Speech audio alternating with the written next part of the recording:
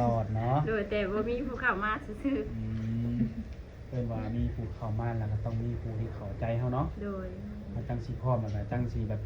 กล้าฝากศีลเอาไว้กับเพิ่น แม่ เนาะ แม่เพราะว่าเฮาก็มีลูก2คนผู้หญิงนะเฮาก็แบบญาติคือในข่าวอีหยังแหละก่อนเฮาสิเอาไปกัน โดย ที่เห็นในคลิป เปิดภาพมากับมาหาทางผู้สาวเพิ่นเนาะ โดย หลายกูหลายคนก็สิคุ้นเคยว่าซั่นๆเนาะ โดยสบายดีเด้อ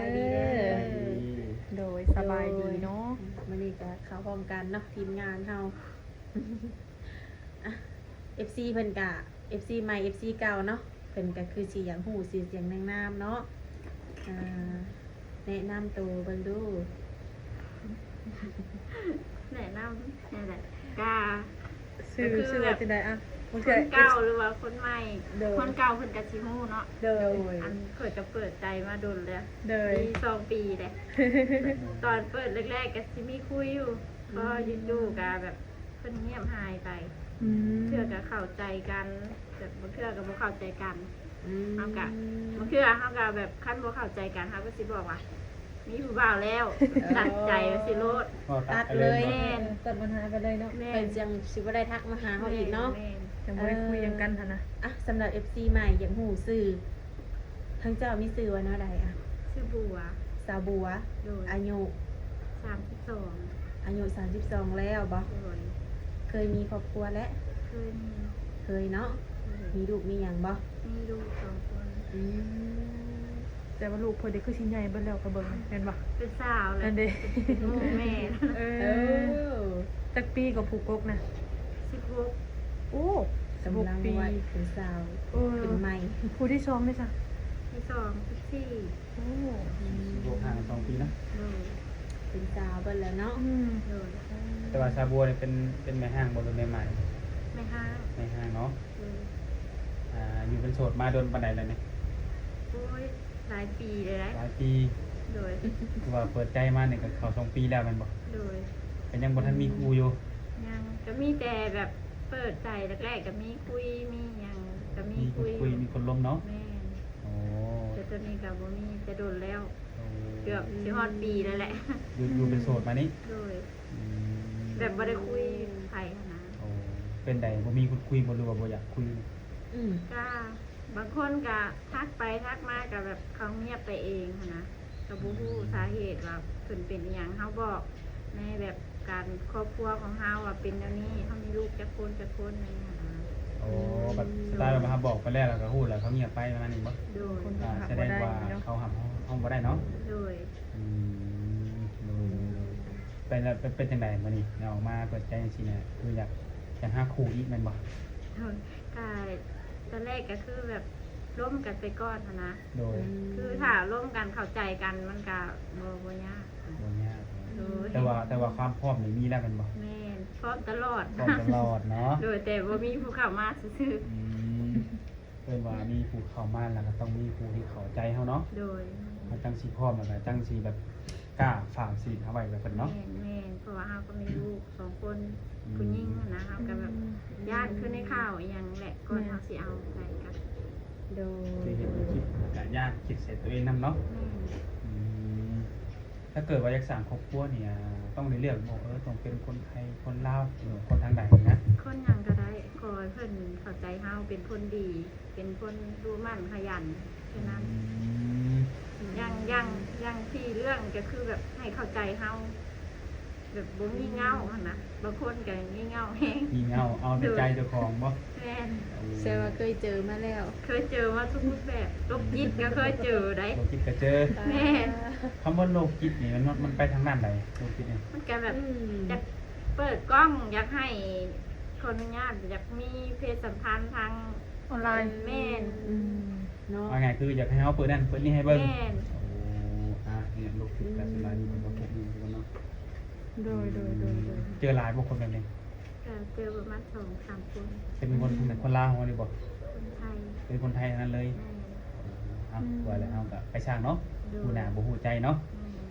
พอฮู้เฮาก็ค่อยประ แม่ มาณนี้แหละอ หลายคนหลายเป็นเนาะ อ่า แต่ปัจจุบันนี้คือทางเจ้านี่บ่ได้อบรมกับไผเนาะ แม่น กระแสงว่านี่ความพร้อมนี่เต็มร้อยอยู่แล้ว โดย ถ้าว่าผู้บ่าวอยากทำความรู้จัก คือทางเจ้าก็มีทางติดต่อให้ข้างแน่บ่ โดยนี่คือเก้า จะถือว่าแจกได้ปกติเนาะ โดย บ่ปิดหวังอีหยังเนาะ บ่ ได้คนที่สิเข้ามาหานี่เนาะเรื่องอายุอีหยังของเพิ่นนี่เจ้าต้องจำกัดบ่ กาต่ำกว่า60ลงมา อืม เอาไงแบบว่าสุดเขา60เนาะ โดย 60ลงมาฮอด โดย อยู่สำคัญได้แม่นบ่ สำคัญบ่สำคัญนี่กะเบิ่งก่อนเด้อเพราะว่า เบิ่งก่ บ่มักคนแบบอายุน้อยกว่าหั่นนะแล้วก็บ่มักอายุสำคัญมักอายุหลายกว่าประมาณลื่นจัก2-3 ปีก็ดีหั่นนะ ลงมาฮอด3หาซะเนาะ โดย ประมาณนี้คือสะโบอายุ32เนาะ โดย อืม โดย มักคนอายุหลายเป็นได้ไดคือบ่มักคนอายุหลาย ก็บางคนก็แบบเข้าใจเฮาเด็กน้อยนี่ยันแบบบ่เข้าใจแล้วก็ผิดเลวกันหั่นนะเอากันไป เอาไปมาสิไปเอาใจเขาอีกเนาะ แม่น มันสิกัดกันเนาะ แม่นมักเอาใจเด็กน้อย เออ แต่เรื่องบุคลิกหน้าตาเพิ่นนี่เด้ต้องเพอร์เฟกต์บ่ต้องหยังบ่ บ่ขอเพียงแบบเขาวัดเขาว่าได้ ก็บ่แม่นว่าถ้าล่ออะไรก็บ่เอาเด้ยันคนมายากหั่นนะ รอว่าสิว่าเจ้าสู้คนมักหลายเนาะ แม่น เอาแบบผู้ดีผู้งามหรือเหมาะสมกับตัวเฮาดีกว่าเนาะ แม่นแม่นโดย โดยโดย ก็บอกไปแหละทุกคนเนาะบางทีคนหล่ออีหลีมาหมักหวยก็บอกบ่ได้เด้อ่า มีหลายแบบเนาะ อืม โอ้ย โดย ถ้าว่าสาวบัวมีครอบครัวในรอบนี้นี่ไปสร้างสาน้ำสามีได้บ่ กาถ้าหายไปนี่ก็แบบต้องคุยกันก่อนแต่ว่าในใจก็แบบถ้าในใจคือคอยหาคือแบบไปนำบ่ได้ถ้าไปหานี่ได้อยู่ไปประมาณเดือนหนึงนี่ไปได้2 อาทิตย์จังซี่ เพราะว่าเฮาค่าลูกค่าแม่หั้นนะบ่มีไผเบิ่ง อืม โดย โดยแล้วปัจจุบันนี้ทางเจ้าในอาศัยอยู่จักคนจ้ะ 4 คน 4 คนเนาะ โดย โดมีแม่ โดย แล้วเพิ่นได้จักปีแล้วอายุเพิ่นนี่ 60กว่า64 65น่ะ อืมโดย อันนี้ก็คือสาเหตุที่ว่าไปอยู่คุณบ่ได้เนาะ โดย ก็อยู่เป็นแต่ปักหลักบ่ได้อย่างนี้ แม่ เนาะ นๆก็ หมายความว่า สาเหตุนั่นนี่แหละที่แบบ คือบ่ได้ผัว คือบ่ได้เนื้อคู่อะนะ แสดงว่าเจอแต่ว่าคนอยากได้ไปอยู่นำ แม่ กัน นคือแบบไปสร้างไปสาน้ำเพิ่นสิถ้า คุย มันไปบ่ได้ แล้วคุยที่ผ่านมาก็มีแต่หนุ่มไทยนะครับ ก็หนุ่มเมืองนอกก็มีอยู่2 คน อืม ในการคุยกันไปคุยกันมากกะจักเมื่อไร เป็นเรื่องเงียบไปค่ะนะ เราเพิ่นเป็นคนเงียบก่อน โดย โดยที่ว่าเพิ่นบ่ได้บอกอีหยังเฮาบ่ บ่ เงียบไปเล แต่ ย คนหนึงนี่บอกเขาว่าเขาเอาแต่ใจ บอก โดย เอาใจใจบัดนี้ยังหูเลยเด้เป็นแบบใดบัดนี้ ก็คือบ่บ่ฮู้อันแบบเพิ่นเฮาแบบนอกคันเฮาได้คบไผเฮาคุยกับไผก็คือแบบว่าเฮาอยากรู้ว่าเพิ่นเฮ็ดอีหยังหั่นนะเฮาก็ทักหาเพิ่นแต่ว่าประมาณ2-3 มื้อเพิ่นจึงตอบแบบซี่หั่นนะเฮาก็คิดแล้วเนาะ เราก็เลยแบบถ้าถามบ่ตอบข่อยนี่คือข่อยตัดออกเลยเลยข่อยบ่นั่นเลยเด้ให้โอกาสได้แค่มื้อเดียวบ่ตอบก็คิดว่าเพิ่นค่าเวียกอันนี้2-3 มื้ออ่านอยู่แต่ว่าบ่ตอบหั้นนะมันคืออีหยังหั่นนะ จุดนักก็คืออ่านแล้วบ่ตอบนี่เลยเนาะ แม่ จะมีเวลาตอบข่อยแต่จะมีเวลาอ่านข่อยเนาะ แม่น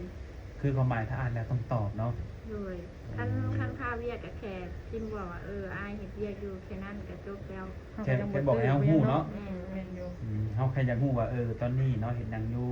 เฮ็ดหยังก็ว่ากันไปก็บอกเฮาก็คือจบเนาะ โดย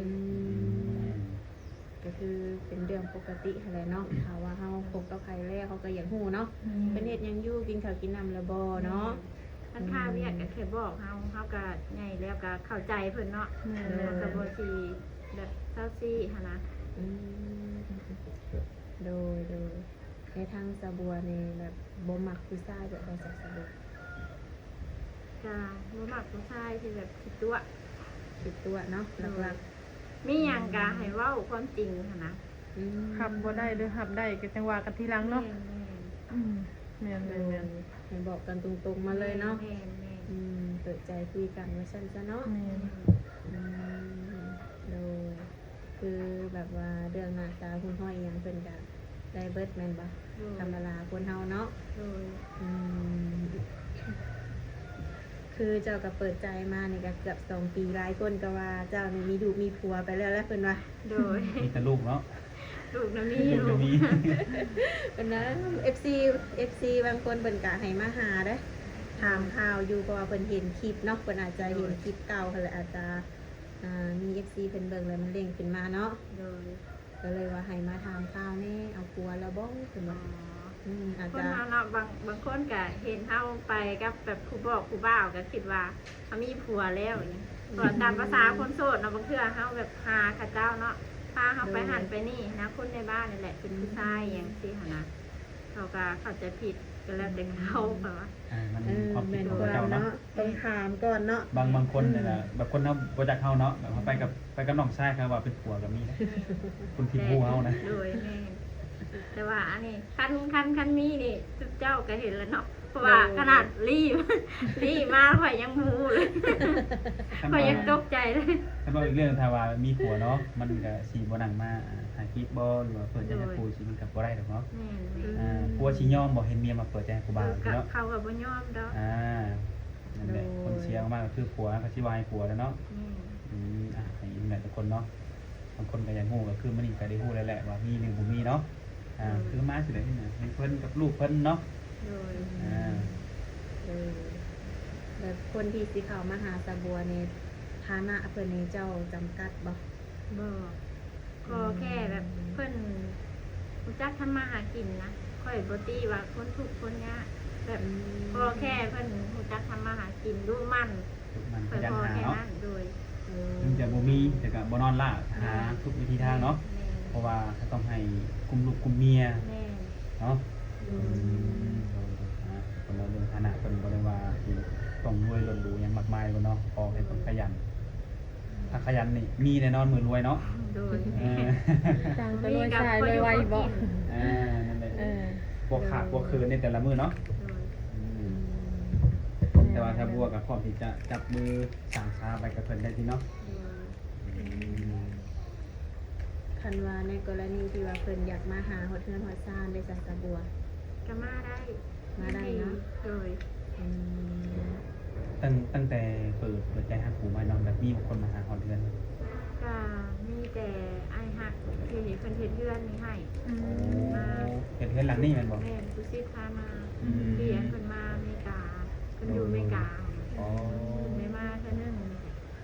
ก็มี FC คนไทยที่จะโดนแล้วตั้งแต่เพื่อนยังหมดแล้วตอนนั้น โอ้ อืม เป็นมาเยี่ยมมายามอยู่เนาะ โดย อื โด ม ยก็มีอยู่บ่อันสะบัวครูบ่าวชวนไปเที่ยวอยู่ฝั่งไทยนี่ บ่มี อื มีแต่ชวนไปอยู่น้ำแล้วก็ไปตัดอ้อย มีแต่ส่วนตัดอ้อย โดย ไปอยู่น้ำมีตัดอ้อย โดย แต่ถ้าว่าคุยกันแล้วมักกันได้ดีแบบแต่คนชวนไปแบบนั้นก็สิไปอยู่บ่ ก็คือสิบ่ไปดอกเพราะว่าอยู่บ้านเฮากะบ่ได้ไปนะ อันค่อยผ่านแบบถนัดค้าขายมากกว่าจะบ่ถนัดไปตัดอ้อยเกี่ยวข้าวนี่บ่ถนัดเลยบ่เอาเลยไปค้าขายนี่ได้ เอาถนัดในรูปแบบนี้เนาะ แม่น โดยคือสะบัวก็เป็นคนตัวน้อยๆเนาะไปแบกอ้อยก็สิว่า คือว่าส่งไปแบกหน่อยบ่ เออ แสดงว่าคุณบ่าวประเทศธุรกิจเกี่ยวกับอ้อยเนาะ โดย โดยคันว่าเป็นไปได้ก็อาชีพค้าขายซะเนาะ โดย อืม มันก็ได้เงินคือกันเด้การขายเนาะอ่า โดยผู้ชายกินเหล้ากินเบียร์สูบยาได้จ้ะสะบัว แบบนั้นบ่ โดย บ่เอาเลย บ่สักอย่า กั ง น เลย กิน บ่ เหล้าถ้าสูบยาได้อยู่ สูบยา แต่กินเหล้านี่กินได้อยู่โดนๆแต่ว่าถ้ากินทุกมื้อก็บ่เอา อืม โดย โด ปล่อย ย ง่ายคือกินได้อยู่แต่ก็ แม่ กินให้เป็นเนาะ แม่ กินให้เบิ่งผู้ทางหลังน้ำเนาะบ่แม่นสิกินไปหน้านักหนาไปเลย โดย ๆอ๋อเพิ่นก็บ่ได้หักเพิ่นเนาะกินได้อยู่สุดยานี่ก็ได้อยู่เนาะ โดย อืม อายุ60ลงมาเนาะคือทางสะบัวนี่มั่นใจบ่ว่าสิเอาเพิ่นได้60ลงมานี่ เอาได้ เอาได้บ่ ถ้าเพิ่นแบบยังแข็งแรงแบบว่ายังเฮ็ดเวียกเฮ็ดงานได้หั้นนะ อืม โดย ก็ถือว่าบ่มีปัญหาหยังเนาะ โดย โอ้โดยคือว่าอายุเป็นแค่เพียงตัวเลขเนาะ อืม บางคน60เพิ่นก็ยังหนุ่มเลยเนาะอืม บ่คาดอิหยังขอแค่แบบเพิ่นหับในครอบครัวเฮาแบบว่าเฮามีลูกมีเต้าอหย่างเสียหาโดยเฮามีภาระเบิ่งแม่กับลูกแค่นั้น อืม โดยเฮา พอนะครับในส่วนนี้ได้เนาะ แม่ โดยคือลูกก็ใหญ่เป็นสาวเลยเนาะสะบัวเนาะถ้าว่าเพิ่นเข้ามาก็คือแบบมีแต่ว่าดูแลจุนเจืออันครอบครัวแนวอยู่แนวกินเนาะ โดย คือแบบบ่ต้องได้มานั่งเลี้ยงทั้งนั้นเนาะ แม่ แต่ว่าเป็นใหญ่เบิดแหละ ไปโรงเรียน ใส่เวียกได้เลยเนาะ โดย เพิ่นเฮียนอยู่บ่ปัจจุบันนี่ เรียน โอ้ แค่ทั้งสอง เรียนทั้งสอง เพิ่นเฮียนฮอดมอใดได้ ผู้ใหญ่นำมสองผู้น้อยนำมหนึ่ง โอ้ยใกล้เคียงกันเลยเนาะเออ อายุเพิ่นก็ไล่เลี่ยกันได้จ้ะอายุ โด เพิ่น ย ก็ ว่าแต่ทั้งลูกนี่พ่อมว่าทำแม่แบบอยากหาคอใหม่เพิ่นนะ ลูกค่ะบ่ตีหยังขอให้แบบแม่มีความสุขขนาด โอ้ แล้วแต่แม่ตามใจแม่ ดีเนาะ เฮีย เด้อเด้ออย่าดบซ้ำเลย ลมแหงกันไปเนาะเนาะโอ้ยันว่าลูกอุ้ยเฮาบ่พร้อมเฮายังคิดฮอดพอเก่าจังซี่บ่เนาะ ก็ เพิ่นบ่ได้ห้าม พ่อ เนาะ เก่าก็เคยมาประมาณเดือนที่แล้วฮอดป๊บซ้ำแบบ ลู ลู ก ก บ่ ย่าน บ่ ขนาด ลูกบ่เคยเห็นบ่ บ่เคยเห็นตั้งแต่เกิดมาล่ะแบบเห็นตั้งแต่ยังน้อยๆหั่นนะ โอ้ พอใหญ่เลยมาหาเขาเลยแบบตะกี้หาแบบว่าเป็นคนดี ตอนนี้เป็นคนแบบเตเพนะเขาเลยแบบย่านแบบนี้ค่ะนะ ตกใจเนาะ แม่ โดย โอ้น้องคุณพ่อเพิ่นจังว่าตามเป็นแม่เพิ่นจังบ่มีความสัมพันธ์กับพ่อว่านั้นเนาะ โดย โดยคือว่าเรื่องลูกยังบ่มีปัญหาหยังเนาะ โดย คือเพิ่นจะพร้อมก็คือว่าอะไรอยากให้แน่มีคนมาเคียงข้างเนาะพาหาพาสร้าง แม่ มื้อนี้มาก็กินข้าวเช้าไปที่เรียบร้อยแล้วบ่มื้อนี้ ย่างหากับว่าแต่หาหน่อไม้ โอ้ข้าวเช้ายังเพิ่นกินซ้ำ โดยแต่ก็อันกินอันมักไม้มักจอกไปแล้วก็อีกปะนะ หาหน่อไม้ได้อยู่บ่ ได้ละเจอดู ทำไมไหลบ่ โดย ว่าทางเพิ่นสิมีดินทรายเนาะเป็นดินดงมันก็มีหน่อไม้ ก็แต่ทุกมื้อนี่ก็ได้เฮ็ดเวียกงานอะไรบ่ ค่อยนะ โอ้ บอกอยู่นะแม่กันมีแต่ขายเครื่องอยู่นะแม่เครื่องอันเขาเอิ้นว่าเซเว่นน้อย เล็กน้อย โดยบ่ได้เฮ็ดเวียก ขายอยู่เพื่อนนี่บ่ โดยเครื่องแม่ ถ้าบ้านอื่นมานี่บ่ฮู้เลยว่าขายเครื่องเนาะ โดยมีแต่คนแถวบ้าน บ้านคนชื่อประจำเนาะ อันแบบมีอันชุดลายนี่ลงของลายกะสิได้ขายดีอยู่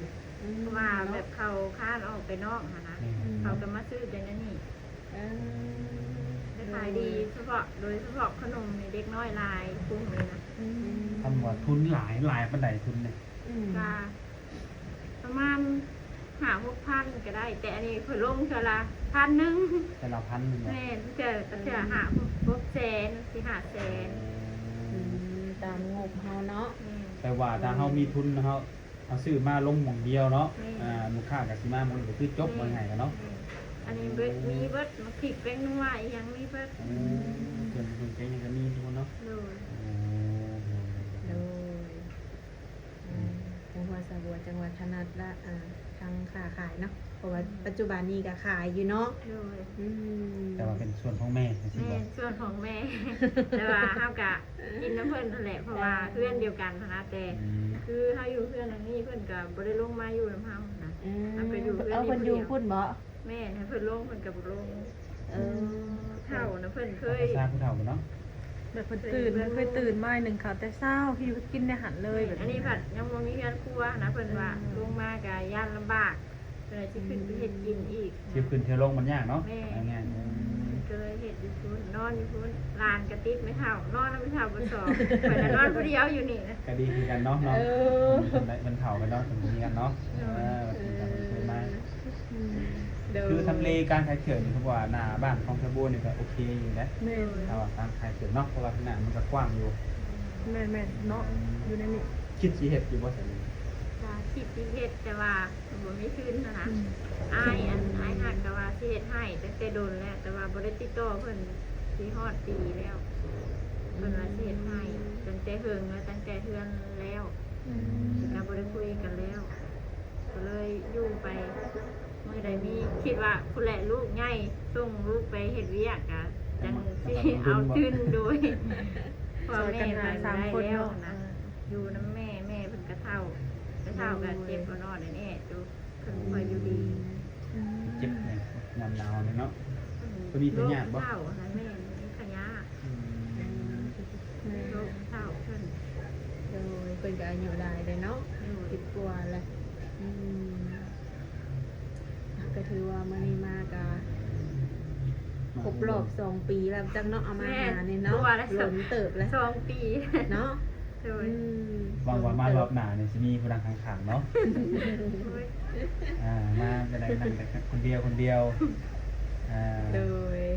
เอาเนาะสำหรับ FC ผู้ใดที่ว่าสนใจอยากรู้ว่าซามูว่าเพิ่นมีผัวหรือยังก็คือคลิปนี้ก็เป็นคำตอบให้แล้วเนาะคือยังบ่ทันมียังโสดยังบ่ทันมีไผบ่ได้ล้มไผเนาะปัจจุบันนี้ก็ได้ถ้าหากว่าผู้ใดสนอกสนใจอยากทำความรู้จักกันล่ะโอ้ล้มก็ทักทายเข้ามาได้เนาะมีหยังแหน่ทางติดต่อให้หนุ่มๆเพิ่นนี่ มันมีไลน์กับเฟซ โอ้สองอย่างเนาะ คันตะกี้ ทุกคนเนาะทักทายมาได้ว่าจะเป็นทางเฟซหรือว่าทางไลน์เนาะโอ้ล้มกันก่อนสิได้ฮู้ว่าต่างคนต่างเป็นจังไดเนาะ โดย คือชาบัวคนมีความพร้อมแต่คนก็ยังขาดแต่ว่าคนที่ขับเพิ่นได้แล้วก็พอใจในตัวเพิ่นเนาะอะไรก็ขอให้สมหวังสมหวังให้พบเนื้อคู่ซะปีนี้เนาะ เนาะ เนาะก็เป็นกำลังใจให้เนาะ โดย ก็คือสิบ่มีหยังหลายเนาะทางเฮาก็สิได้ขอจบคลิปกลับก่อนในมื้อนี้เนาะอย่าสบายดี โดยสบายดี